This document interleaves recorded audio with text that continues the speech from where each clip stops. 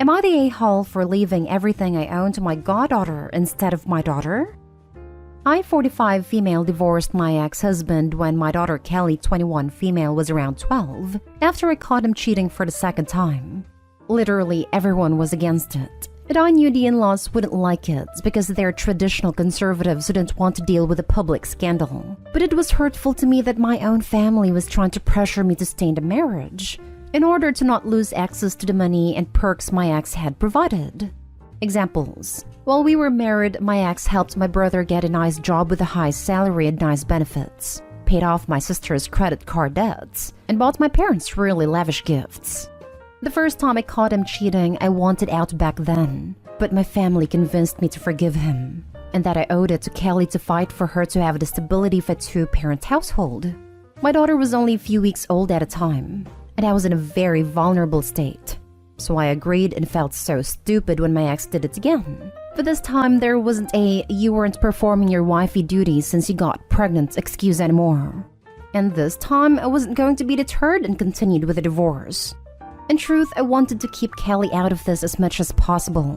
But my in-laws and my own parents poisoned her against me by painting me as a hypocrite for telling her how important forgiveness is, but that I wasn't willing to forgive Daddy even when he was really sorry. I was distraught. I honestly don't think I would have made it through if it weren't for my best friend Tina, who was my rock. In the end, I got a nice settlement and some alimony, but didn't get custody. I tried my hardest to still be in Kelly's life, but by the time she was a teen and she was fully convinced that I was the bad guy and told the courts she didn't want to see me anymore. I was heartbroken, but kept reaching out. During that time, I also managed to go back to school. I was studying accounting and managed to get a high-paying job of my own and have a nice life for myself. The same can't be said for my ex, who was sued by a former employee and fired by his company. Because he was so embarrassed, my ex burned through his savings trying to keep up his lifestyle, which included Kelly's college fund. Suddenly, she wanted contact again. And I won't lie and say that I wasn't hurt at the idea of her only wanting contact was for my money, and agreed to pay for her to go to grad school on the condition that she signed an agreement that she won't contest my will where I'm leaving most of that I owned to Tina's daughter, Laura, 18 female. The few relatives that I'm still on good terms with think that this will damage any chance at rebuilding a relationship with Kelly, and that I should just split everything equally. However, I don't want to have the type of relationship with Kelly that I feel like I have to pay for. Am I the a-hole? Edit. Because I keep seeing this in comments and messages, I'll clarify here as best as I can while still trying to maintain some privacy. 1. I didn't get custody, but I did get visitation. And when Kelly was 14 to 15, she told the courts she didn't want to visit me anymore. 2. My ex came from money and had a good income, which meant he had better lawyers and the aid of my brother and parents during the divorce. 3. Not too long after the divorce, my brother lost his job. I'm not sure what happened, and I never cared to ask. 4. I'm no contact with my brother and very low contact with my parents and sister. 5. Tina is my documented power of attorney. Should there ever be a situation where I can't make legal decisions for myself and vice versa. 6. Alimony is not child support, so that's why I was able to get it. Now for the top comments. Not day home. Your daughter has always been against you because of your family, and now at the moment when things aren't looking good, she wants contact. Ignore her. And your family basically wanted you to stay because they wanted his money. Yep. Not too long after the divorce, my brother was let go, and my sister was on the verge of filing for bankruptcy. Guess who got the blame? Especially when I wouldn't use some of the divorce money to help out the family. How on earth did your sister manage to get so close to bankruptcy when her debts were paid off? That's her own fault. The brother being let go? If it were wrongful termination, then he should have sued. They were just making you the scapegoat. Honestly, I wouldn't have given the daughter a dime. There are many ways you can be sure she can't contest the will. Obviously, you've already done what you've done. But going forward, you just do what's best for you. Not day hole, but there's a lot to unpack here. Does Kelly know what exactly happened? Is her missing college funds the only reason why she reached out to you? Or is it her being an adult and finally realizing fully what's going on? At the time, she didn't. But once the divorce was over, I did explain the situation, but she didn't believe me. If you're asking me if my daughter has come out right and said that all she wants me for is my money, then no. However, looking at the timing of her wanting to actually speak to me again, and seeing how the majority of our limited talks is about her schooling and her financial concerns, I'm inclined to believe so. I honestly would feel a bit better if she did sign the agreement and continued speaking to me as proof that I'm not just a checkbook to her. Sorry to say this, OP, but I think she wants to take advantage of you now that the tables have turned. If her dad would have been loaded still, would she have reached out to you? I wouldn't give her the money, not even with that agreement. But if you do want to help her out, make her sign that agreement. Honestly, that's where I'm leaning more towards. I'm prepared to accept the reality that I'm just a checkbook to my daughter, but hoping she will sign the agreements as proof that she actually misses me and wants to reconnect. Next story is titled, Am I the a-hole for refusing to do a DNA test?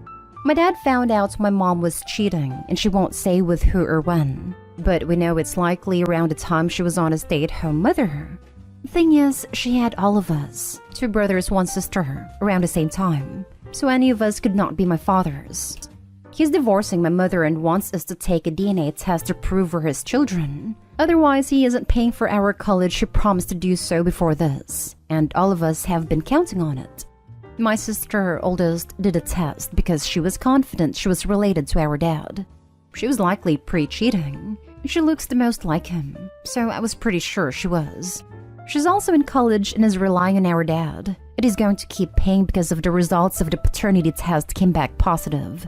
I have a feeling I'm not my dad's biological kid, since I don't look anything like him, and people even commented I don't look like the rest of my family.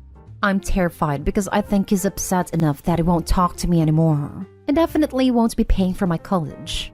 I don't want to take the paternity test because I don't want to know. But if I don't, I probably won't get college paid for. The money isn't in a college fund, but set aside as investments my dad has. It isn't going to my mom in the divorce proceedings probably.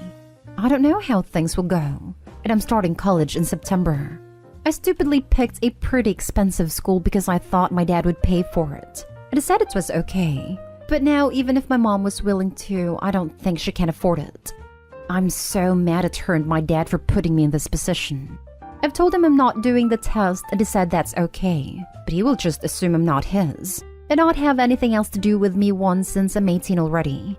I'm living with my mom but not talking to her because of this.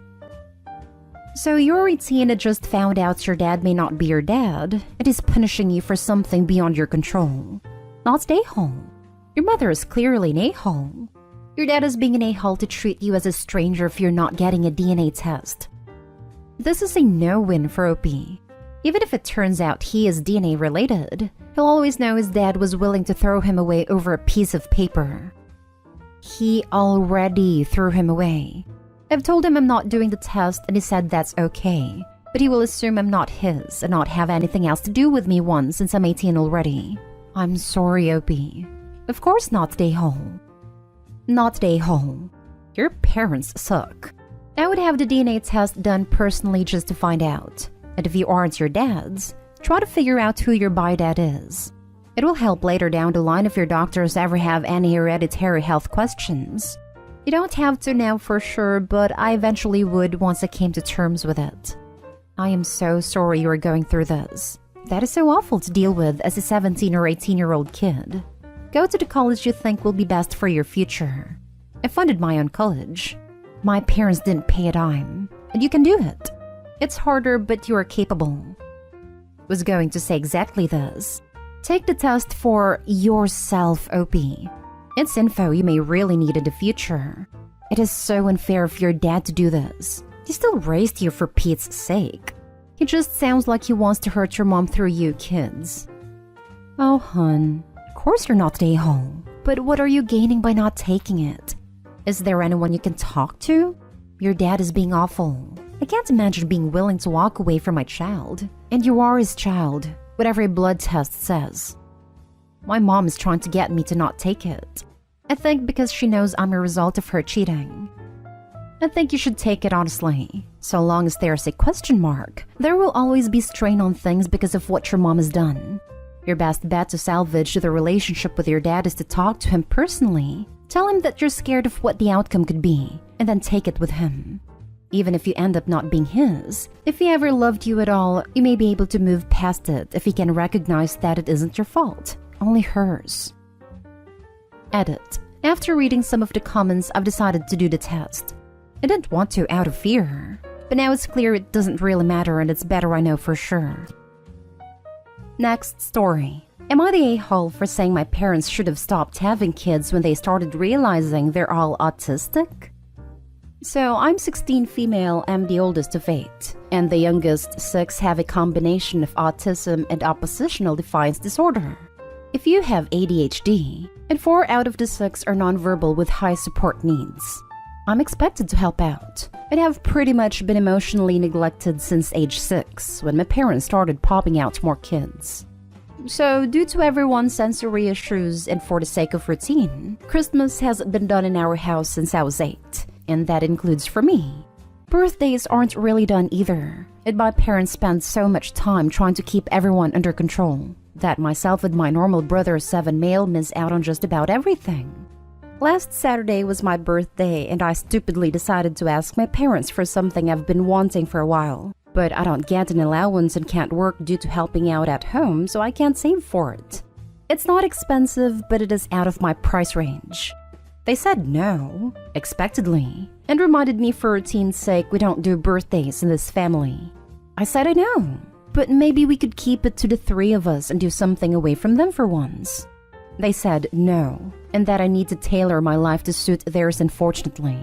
I kind of snapped. It may be years of built-up resentment or because I was in a bad mood, but I said that I don't understand why they keep having kids just to make their neurotypical kids suffer more each time. They should have stopped after they had 2 diagnosed with autism. Neither parent is talking to me right now, and I'm starting to believe I was the a-hole and made an ableist remark. Am I the a-hole? Now for the comments. Oh, sweetie, you are not the a-hole.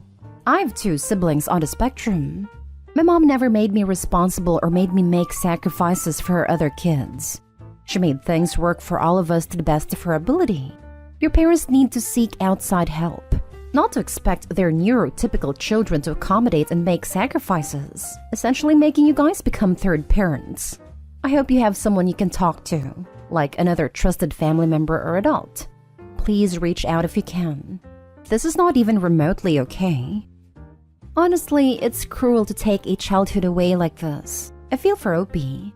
It's horrible what is being done to her, and hopefully she can get out of there quickly. Not stay home. Having 8 kids is a terrible idea in general. Also, you need to honestly have your own life. Your parents seem to be pushing responsibilities on you. Well, the kids are their responsibility, not yours. You should definitely try to find a job really soon.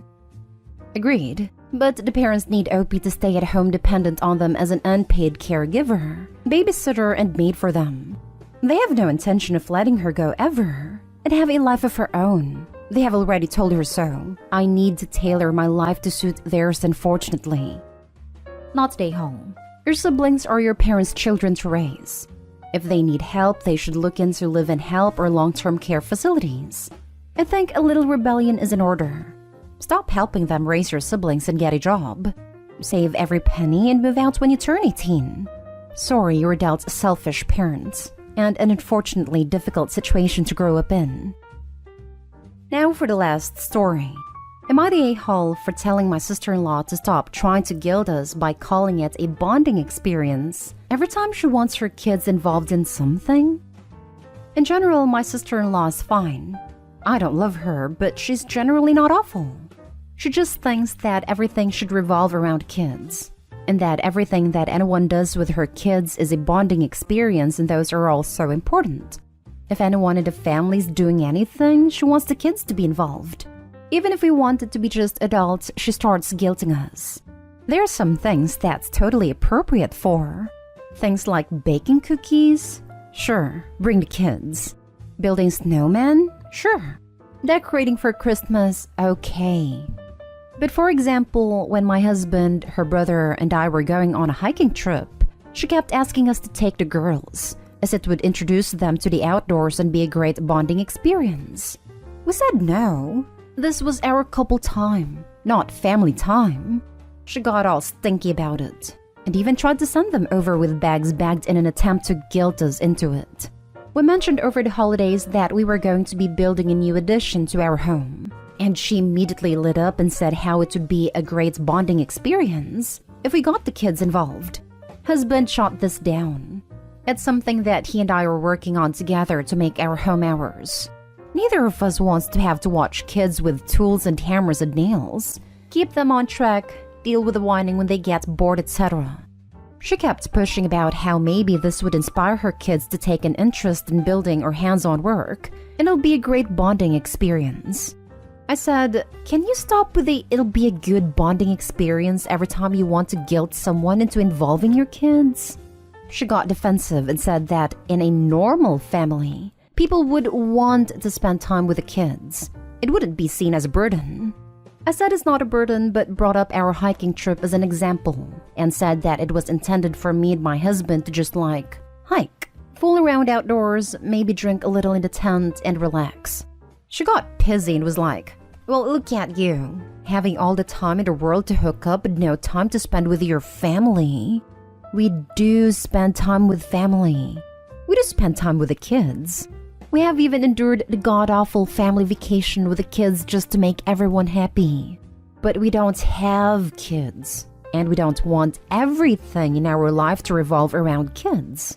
Sister-in-law is still upset about this, and keeps making passive-aggressive remarks about it to anyone who'll pay her attention. Am I the a-hole for saying that? Is free babysitting called bonding now? Yep. It's a better marketing plan. Family members, are more likely to agree to unwanted babysitting when they feel guilty about saying no. She is straight up trying to pawn the kids off every chance she gets. Her own argument doesn't make sense. I'll fix her sentence for Opie's argument's sake. In a normal family, a mother would want to spend time with her kids. They wouldn't be seen as a burden. Having the excuse for bonding is just her way of getting them out of her sight. Really sad. Not stay home. If you wanted kids around constantly, you'd have had your own. Seems like she's just looking to get some time away from her own kids by dumping them off on you, assuming she wasn't planning on hiking and helping with home renovations too. This was my thought exactly. She's trying to get free childcare. Not stay home. Your sister-in-law is upset because her plan to pawn her kids off on you isn't working. It's a super entitled attitude, and you're right. They aren't your kids and you don't need to revolve your life around them.